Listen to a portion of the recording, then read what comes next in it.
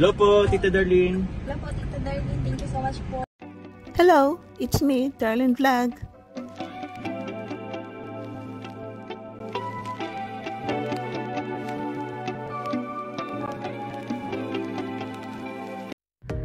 Hello mga kalingap, mga ka-love teams, mga ka-jumkar.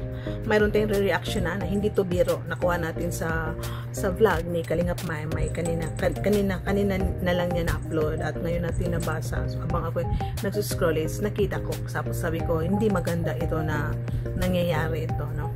So dito nga, i-direct na natin at itong ating reaction dito sa vlog ni Kalingap Maymay na nag-live si Kalingap Jumar daw kagabi. Tapos may nag-comment.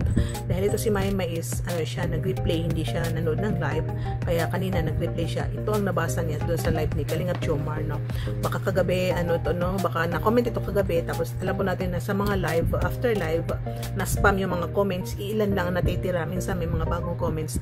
Yun sa mga bagong nanood at nag-comments. So dito nga, ito na si Noel Santos. Ang pangalan niya is Noel Santos. Wala siyang profile pic.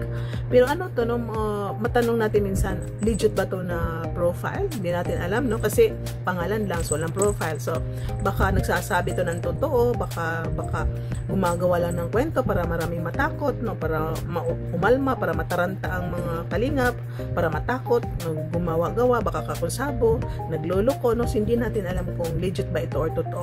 Pero ipalagay natin na totoo ito, no? Itong sinabi niya, nag-comment siya na what if totoo siya na account, no? What if totoo na nabasa niya ito yung comment daw ni Anonymous doon sa live, doon sa Jumcar 18, nabasa daw niya itong sabi ni Noel Santos, nabasa ko kanina sa page ng Jumcar 18, may threat sa pamilya mo at sayo, kaya di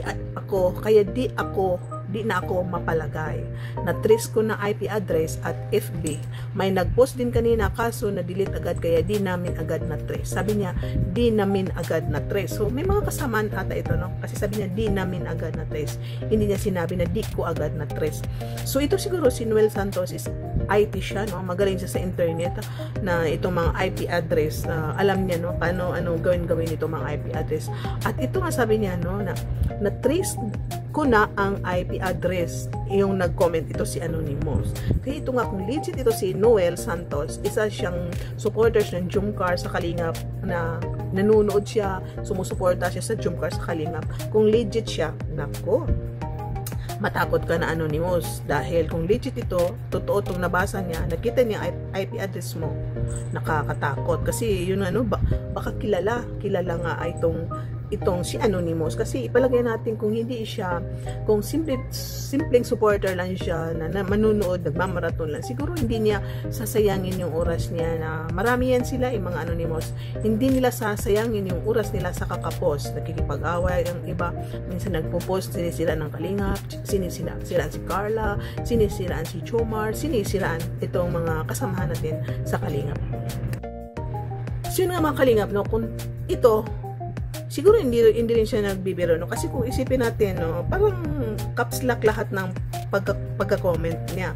So baka ito siya is nagsasabi rin ng totoo na talagang nabasa niya kaya nag-comment siya sa live ni Kalingap Jomar. So kung magaling sila na IP, nako Noel, kung sana mapanood mo yung live ko, no, punta ka kaagad sa messenger ni Jomar, kausapin mo, sabihin mo yung IP address na nakita mo, no, kasi baka ito si Anonymous, hindi natin alam ito si Anonymous, yung may threat, no, ano yung threat niya, para ba takutin, wala naman totoo na gagawin, nananakot lang para gawing yung mga tao na magulo, para matakot, para mag-ingay. So hindi natin alam kung ano talaga itong purpose ni Anonymous. Nananakot lang para tayo ay umalma, nananakot lang para tayo ay panoorin abang tayo ay parang maluko-luko sa nangyayari at matakot, or baka ginagawa niya ito para pagtawanan tayo. So huwag na lang natin ipakita ito kay Anonymous na tatatakot tayo, malma tayo, kasi alam natin na Anonymous lang yan siya, isa lang siya sigurong supporters noon, galit, nagkukunwari, or baka hindi siya support, hindi siya sponsor, isa lang siyang walang magawa sa buhay na para bigyan tayo ng umalma, para bigyan tayo ng kaguluhan dahil nare-relieve siya kung mayroon siya problema, may sakit siya, baka gumaganda ang pakiramdam niya habang ginagawa niya ito.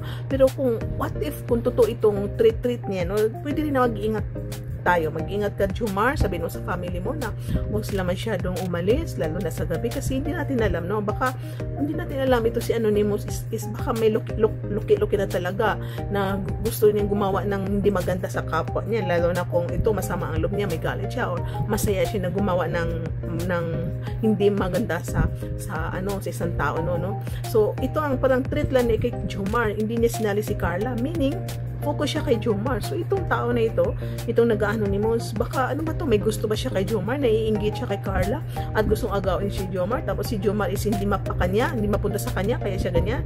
Ititreat ang family ni Jomar para bigyan sila ng problem. Hindi natin alam kung sino ito. So i-pray na lang natin, no? Isalin natin sa prayers ito, mga kalingap, na sana matauhan ito si Anonymous na kahit biro lang ito na hindi niya gagawin is ihinto niya, kasi hindi magandang biro itong treat niya. Nakaka-disturb ka sa tao, nadidisturb ang tao, nabibigyan mo ng yung anxiety, takot ang mga tao, lalo na ang pamilya ni Jomar. Kasi palagay natin, nabasa yan, nalaman ng mama ni Jomar, siyempre mag-aalala ang mama ni Jomar sa mga anak niya, mag-aalala siya kung kumusta na si Jomar. So normal yun sa magulang yun. So kung ito si Anonymous ay magulang ka man, may mga anak ka, ihinto mo na itong mga ginagawa mo, kasi masaya ka ngayon sa mga ginagawa mo. What if bukas, no? Alam natin na may mga kabayaran ang lahat na ginagawa mo. Mabuti, gagawa ka man ng mabuti, may kabayaran na mabuti, gagawa ka ng masama, may kabayaran na masama. So sabi nila karma, no? Karma is silent. So tama na, Anonymous, kung sino ka man, huwag ka na magbiro ng ganito kung nagbibiro ka. Kung hindi ka nagbibiro, totoo yung mga treat mo, huwag mo na ituloy, no? Kasi masisira ang buhay mo, madadamay ang mga anak mo. Kung may anak ka, makukulong ka ngayon, matatrace ang IP address mo, kawawa yung family mo. Pag makilala ka, mahuli ka, no? Di ba po, dahil lang dito sa Jomcar na masama ang loob mo kung sino ka man, makukulong ka. Buti kung yung may ginawa ka talaga na malaking case na masabi, kaya niya ginawa yun dahil talagang kailangan, no?